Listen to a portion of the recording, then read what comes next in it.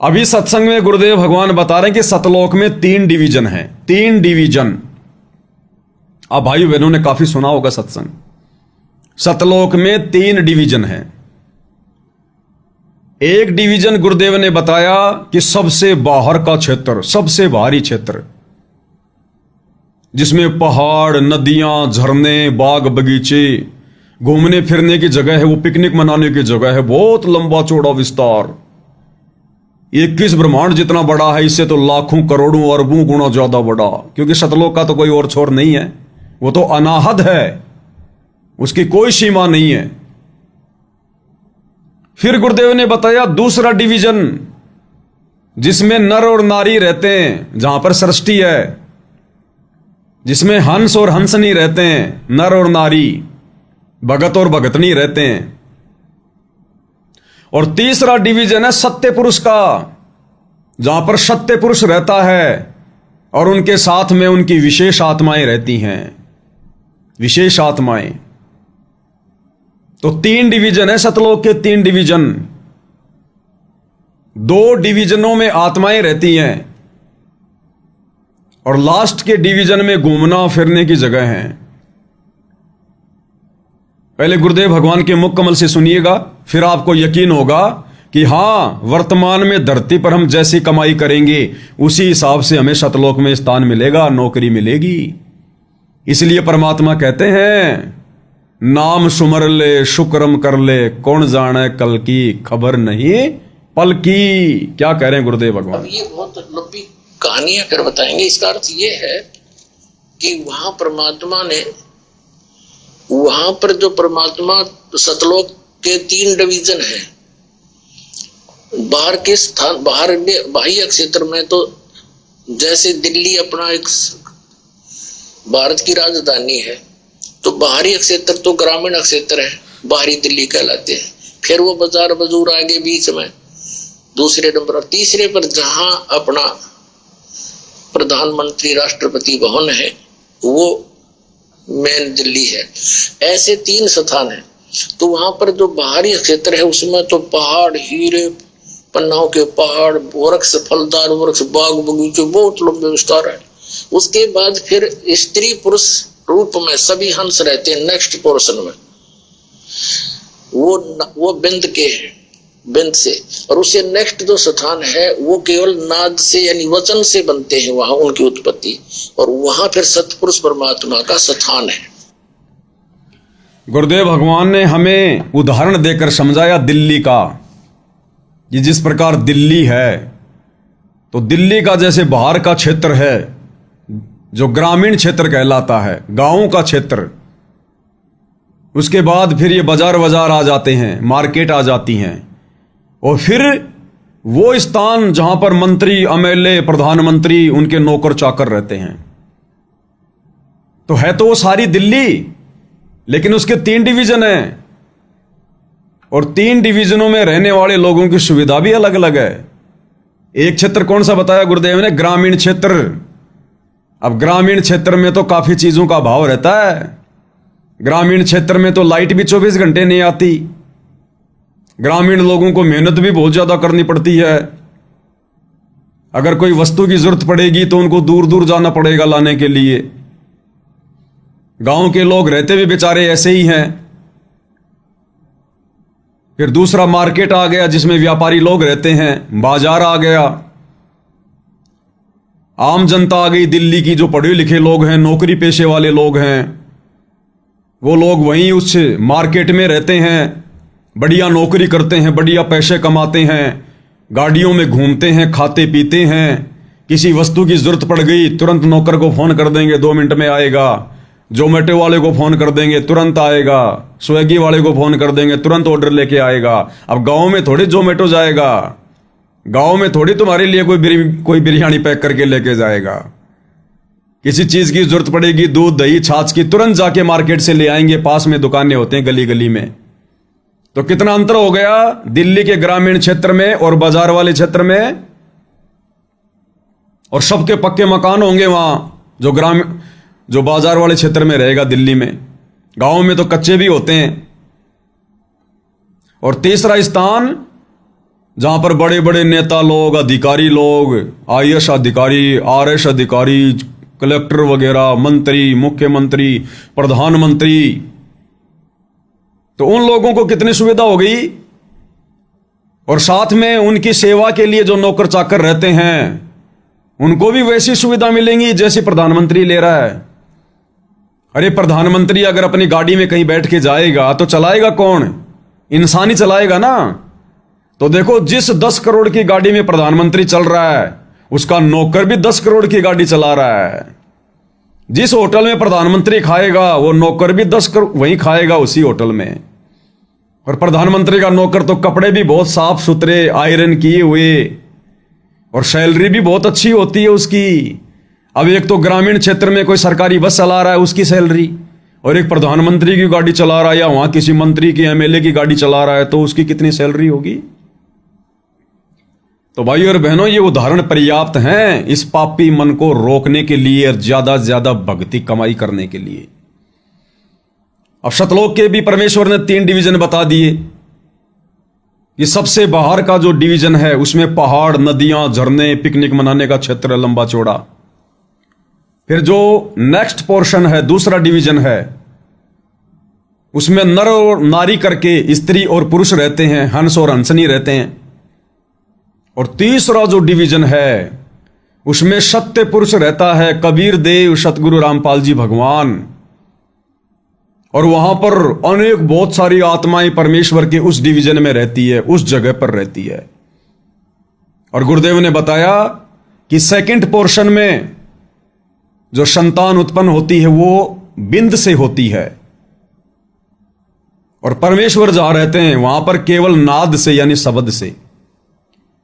और वहां भाइयों और बहनों ये मैथुन क्रिया तो है ही नहीं, ये शारीरिक संबंध वाली तो वहां क्रिया है ही नहीं, क्योंकि वहां पर हमारे को ये अंग ही नहीं है। ना वहां पर स्त्री इंद्री है, ना वहां पर कोई पुरुष इंद्री है। ये तो काल ने 21 ब्रह्मांड में आने के बाद में लगाई इस दुर्गा को और अपने को, अपनी सिद्धि से, अपनी शब्द शक्ति से। शतलोक में तो ये इंद्री है ही नहीं, तो ये कुक्रम वहां पर होता ही नहीं। और बिंद का मतलब क्या होता है? यानी बींद से जो बच्चे पैदा होते हैं, जैसे इस संसार में आप और हम पैदा हुए, हमारे माता पिता पैदा हुए, आप और हमसे हमारे जो है बच्चे उत्पन्न हुए बींद से। बींद यानी शुक्राणु, शरीर से निकला हुआ वो पदार्थ, उसको कहते हैं शुक्राणु। तो शतलोक में पहली बात तो वो स्त्री अंग ही नहीं है, वो पुरुष अंग ही नहीं है, स्त्री इंद्री नहीं है, पुरुष इंद्री नहीं है। दूसरा, वहां हमें जो शरीर प्राप्त होता है वो नूरी शरीर है, एक तत्व का है, हाड़ मांस नहीं है, उसमें ये मल मूत्र नहीं है। तो फिर बींद वहां पर आएगा कैसे? बींद शरीर से निकलेगा कैसे? निकलने का कोई मार्ग भी नहीं है, और ना वहां के शरीर में कोई शुक्राणु, ना कोई बिंद। तो गुरुदेव फिर भी कह रहे हैं कि वहां पर बिंद से उत्पन्न होती हैं संतानें। नेक्स्ट पोर्शन में जो स्त्री पुरुष रहते हैं वो बिंद से संतान उत्पन्न करते हैं। तो वहां का बिंद क्या है?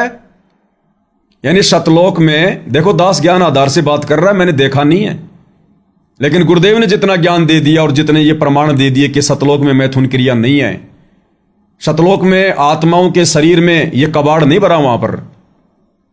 तो दास गुरुदेव के ज्ञान आधार से बता रहा है कि वहां पर बिंद का क्या मतलब है। वहां पर बिंद का मतलब है शतलोक में जो स्त्री और पुरुष रहते हैं, वो स्त्री और पुरुष अपने वचन से, अपने शब्द से जो बच्चे उत्पन्न करते हैं उनको कहते हैं बिंद के बच्चे, बिंद वाले।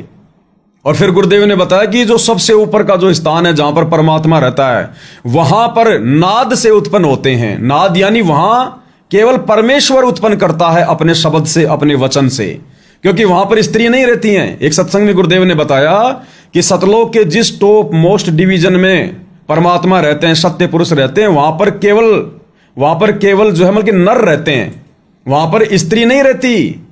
और वहां जो उत्पत्ति होती है वो परमेश्वर, सत्य पुरुष, कबीर देव, सतगुरु रामपाल जी भगवान अपने वचन से उत्पन्न करता है, उसको कहते हैं नाद। जिस प्रकार गुरुदेव ने सर्वप्रथम अपने 16 पुत्रों को अपने 16 वचन से उत्पन्न किया, वो उनके नाद पुत्र।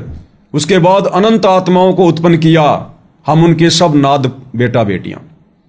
तो ये है इसका मतलब। तो मेन चीज क्या है?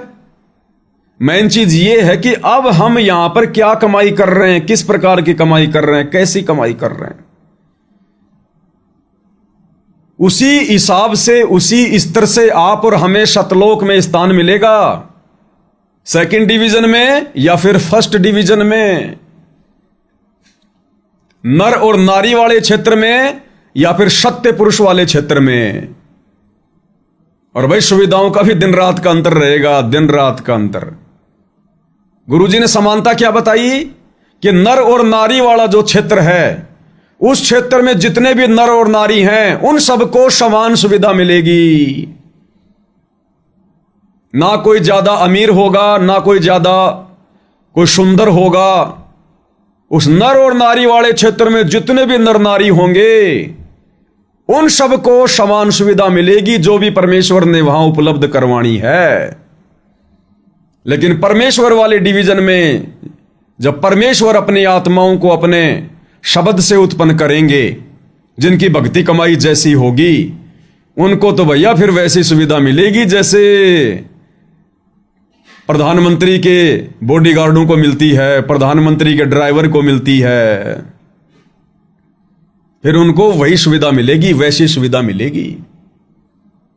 इसलिए गुरुदेव भगवान हमें कह रहे हैं यहां पर कि पुण्यात्माओं, तुम्हारे पास में थोड़ा बहुत समय है, जितना भी समय है, तुम्हारा जाने का समय तो फिक्स है। जिन जिनको परमेश्वर ने लेके जाना है, सबको नहीं, जिन जिनका समय आ गया वापस जाने का सतलोक, तो समय तो निश्चित है। अब तुम किस कदर कमाई करते हो, किस भाव से, किस श्रद्धा से, किस लगन से तीनों समय की आरती, मंत्र का जाप, सत्संग सुनना, धर्म कर्म करना, पांचों यज्ञ करना, गुरुदेव की महिमा करना, गुरुदेव को प्रसन्न करना, तो किस स्तर पर करोगे तुम, उसी स्तर से तुम्हें वहां पर फर्स्ट डिवीजन में रखा जाएगा या सेकंड डिवीजन में रखा जाएगा। और फिर ऊपर के लोकों में उसी हिसाब से फिर परमेश्वर आत्माओं को सेलेक्ट करेगा, क्योंकि वहां भी तो भक्ति करनी पड़ेगी। गुरुदेव ने सत्संग में बताया ना कि सतलोक जाने के बाद फिर ऊपर के लोगों की वहां भक्ति करनी पड़ती है। अगर तुम ना जाना चाहो तो कोई बात नहीं, जैसी तुम्हें सुविधा है परमात्मा देता रहेगा। वो भी अविनाशी लोक है सतलोक, वहां भी जन्म और मृत्यु नहीं है। फिर एक बार वहां जाने के बाद फिर किसी चीज का कोई अभाव नहीं है, मृत्यु नहीं है, बुढ़ापा नहीं है, कोई रोग नहीं है, कोई काम धंधा नहीं है, कोई लड़ाई झगड़ा नहीं है। चाहे रहो तुम सतलोक में, अविनाशी लोक है, कभी नष्ट नहीं होगा, क्योंकि परमेश्वर ने जिसको एक बार पैदा कर दिया उसको कभी नष्ट नहीं करता। सतलोक को परमात्मा ने अविनाशी नाम दिया है, आत्मा को परमात्मा ने अविनाशी नाम दिया है। अगर परमात्मा उसको नष्ट करे तो उसका वचन टूटता है। इसलिए गुरुदेव भगवान ने स्पष्ट कर रखा है अपनी पुस्तकों में कि ऊपर के चारों लोक और उन लोकों में रहने वाली जीव आत्माएं वो सब अविनाशी हैं। अब परमात्मा उनको कभी नष्ट नहीं करेगा, कभी नष्ट नहीं करेगा, बस वो अपना सुख भोगेंगी। तो ऊपर के लोकों में भी भक्ति के आधार से तो आत्मा जाएंगी। आगम लोक में, अलख लोक में सबसे पहले किन आत्माओं का नंबर आएगा? नर और नारी वाली आत्माओं का या सत्य पुरुष के वचन से उत्पन्न आत्माओं का? तो ये आप भली बात ही समझ सकते हो कि सबसे पहले किसका नंबर आएगा। अगर किसी कॉलेज में कोई कंपनी वाले अगर बच्चों को सेलेक्ट करने आएंगे तो भैया वो सेकंड डिवीजन वाले को पहले लेंगे या फिर फर्स्ट डिवीजन वाले को पहले लेंगे? तो ये आप और हमारी बुद्धि स्तर के ऊपर है, हम किस कदर यहां कमाई करके भक्ति धन लेकर जाते हैं सतलोक में। परमात्मा कहते हैं ना, सार शब्द संजीवन बूटी, घिस घिस अंग लगावे। यानी जितनी हो सके उतनी उस शब्द की कमाई कर ले। तू खाली हो चुका है, काल ने तेरी सारी कमाई नष्ट करवा रखी है। अब तुझे वापस सतलोक में जाना है और वहां पर अच्छा स्थान प्राप्त करना है। तो गुरुदेव कहते हैं डट के कमाई कर ले, डट के, शरीर का कोई भरोसा नहीं है। एक बार सुनिए परमेश्वर का ये सत्संग, ये तीनों डिवीजन जो परमेश्वर एग्जाम्पल दे रहे हैं, अब हमें अच्छे से समझ में आएगा कि वहां पर 3 डिवीजन क्यों हैं। चलो एक डिवीजन तो समझ में आ गया, भाई घूमने फिरने की जगह लास्ट वाला। अब सतलोक में अगर सभी आत्मा एक समान है उस सत्य पुरुष के अलावा, क्योंकि हैं तो सभी आत्माएं, अगर सभी आत्मा एक समान हैं तो परमात्मा ने फिर अलग अलग डिवीजन क्यों बनाए? नर और नारी वाला क्षेत्र अलग है और सत्य पुरुष वाला और वहां जो आत्मा रहती हैं उनका क्षेत्र अलग है। वहां पर नारी नहीं रह सकती, स्त्री नहीं रह सकती वहां। और सभी आत्मा अगर एक समान हैं तो सत्य पुरुष के 16 पुत्रों को फिर अलग अलग द्वीप क्यों दिए गए? उनको अलग से द्वीप क्यों दिए गए? आप और हमसे कई गुना बड़े बड़े क्षेत्र। तो भाई और बहनों, सारा खेल भक्ति कमाई का है। भक्ति कमाई का जैसी पढ़ाई वैसी नौकरी। तो सुनिए गुरुदेव भगवान क्या कह रहे हैं। अब ये बहुत लंबी कहानी है, फिर बताएंगे। इसका अर्थ ये लंबी कहानी है कि वहां परमात्मा ने, वहां पर जो परमात्मा सतलोक के 3 डिवीजन है। 3 बाहर के स्थान, बाह्य क्षेत्र में तो जैसे दिल्ली अपना एक भारत की राजधानी है, तो बाहरी क्षेत्र तो ग्रामीण क्षेत्र है, बाहरी दिल्ली कहलाते हैं। फिर वो बाजार बजूर आगे बीच में दूसरे नंबर, और तीसरे पर जहां अपना प्रधानमंत्री राष्ट्रपति भवन है वो मेन दिल्ली है। ऐसे 3 स्थान है। तो वहां पर जो बाहरी क्षेत्र है उसमें तो पहाड़, हीरे, पन्नाओं के पहाड़, वृक्ष, फलदार वृक्ष, बाग बगीचे, बहुत लंबे विस्तार है। उसके बाद फिर स्त्री पुरुष रूप में सभी हंस रहते हैं। नेक्स्ट पोर्शन में स्त्री पुरुष वो बिंद के हैं, बिंद से। और उससे नेक्स्ट जो स्थान है वो केवल नाद से यानी वचन से बनते हैं वहां उनकी उत्पत्ति, और वहां फिर सतपुरुष परमात्मा का स्थान है। अब सारी बातें गुरुदेव भगवान खोल के नहीं बताएंगे, थोड़े बहुत टुकड़े साथ संगति के लिए डालते हैं ताकि हम भी आपस में बैठकर इस ज्ञान पर चिंतन मनन करें, मंथन करें। तो आ गई होगी बात समझ में भाई और बहनों, ये नाद और बिंद वाली, सतलोक के 3 डिवीजन वाली। अब भाई और बहनों, मेन बात क्या है? फिर परमात्मा हमसे कमाई क्यों करवा रहे हैं, अब आपको समझ में आ गई होगी। अन्यथा ये परमात्मा तो बिना कमाई के भी हमें सतलोक लेकर जा सकता है, कोई बड़ी बात नहीं। ये तो 1 सेकंड में सब कुछ कर सकता है। जैसे गुरुदेव कहते हैं ना, तुम कर दो पल में पार हो जो रजा थारी, तुम कर दो पल में पार हो जा रजा थारी, हो रजा थारी महाराज हो जा, मेरे थारी महाराज हो जा रजा थारी, तुम कर दो पल में पार हो जा रजा थारी। तुम कर दो पल में पार। पल यानी आंख की ये पलक झपकने जितने समय में, हे परमेश्वर गुरुदेव भगवान सतगुरु रामपाल जी, आप तो इतने समर्थ हैं। आप अगर किसी आत्मा को सतलोक भेजना चाहो तो रोक कौन देगा? परमेश्वर। फिर ये परमात्मा हमसे भक्ति क्यों करवाता है? क्या हम अपनी भक्ति से पार हो सकते हैं? नहीं हो सकते, लाख जन्म नहीं हो सकते। भाई और बहनों, एक बच्चा किसी बहुत बड़े सेठ व्यक्ति का, रईस आदमी का, धनवान का, अगर वो किसी मेले में खो जाए, छोटा सा बच्चा, और वो किसी ऐसे व्यक्ति के हाथ लग गया, वो व्यक्ति उसको खाना खाना खिलाता है और उससे काम करवाता है, अन्य भी सुविधा दे रहा है, और उसका बहुत ज्यादा वो कर्जा उस बच्चे के ऊपर चढ़ गया। अब 20-25 साल बाद जाके धनी आदमी को पता चले कि मेरा बच्चा वहां है, और यदि वो उस बच्चे को लेने जाए, और वो व्यक्ति जिसने बच्चे को 20-30 साल से पाला पोसा, उसका ध्यान रखा, अब वो व्यक्ति यदि 20-30 साल का पूरा हिसाब किताब मांगे कि साहब मैंने इसको अपने बच्चे की तरह पाला है, पोसा है, पढ़ाया लिखाया है, हर प्रकार की इसकी जरूरतें मैंने पूरी की है, मेरा पैसा दो, तब आप बच्चे को ले जाओ। अब विचार करो भाई और बहनों, वो बच्चा,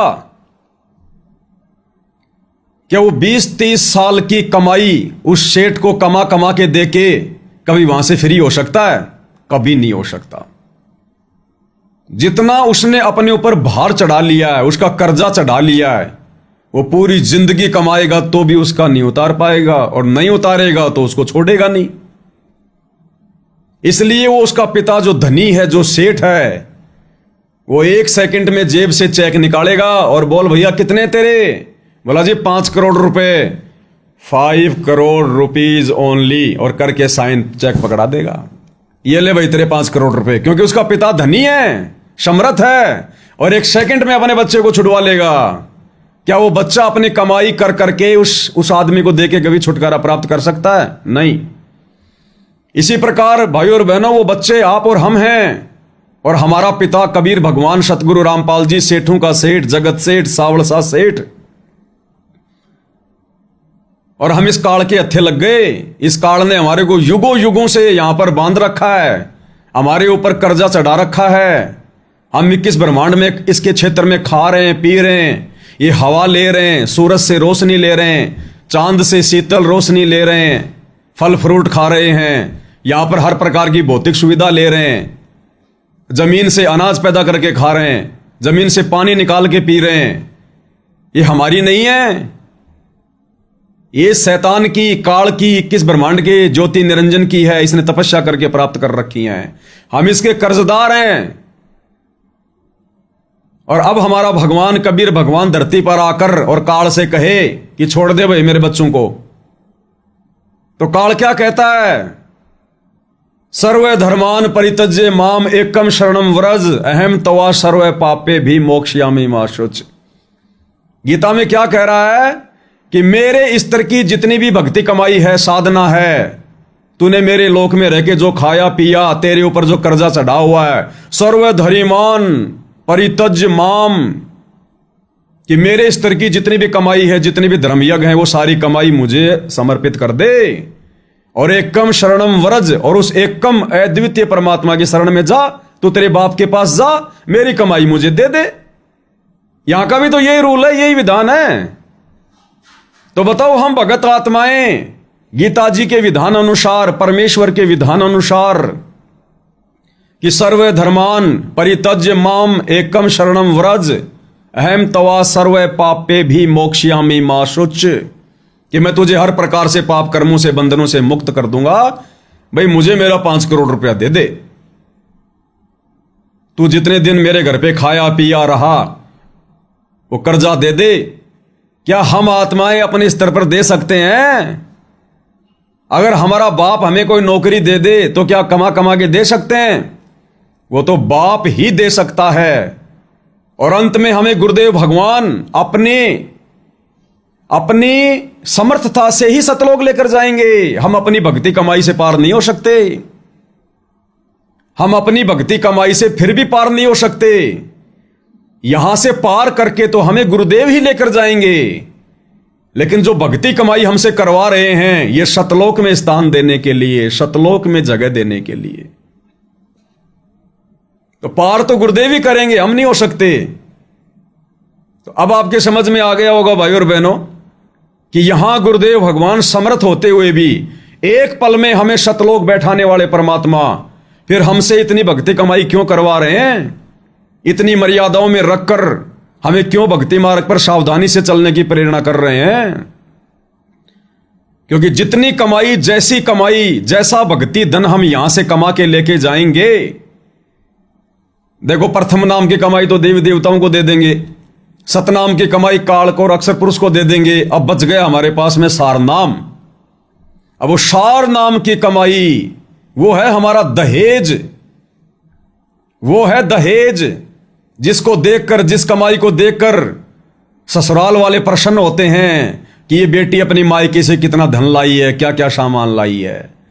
तो परमेश्वर फिर सार नाम की कमाई देखेगा, सार शब्द की कमाई देखेगा, और उसी कमाई के आधार से फिर सतलोक में कौन से डिवीजन में रखना है परमेश्वर ने। और वो सार नाम प्राप्त करने के लिए प्रथम नाम और सतनाम की भी भरपूर कमाई करनी पड़ेगी, काल का कर्जा उतारने के लिए।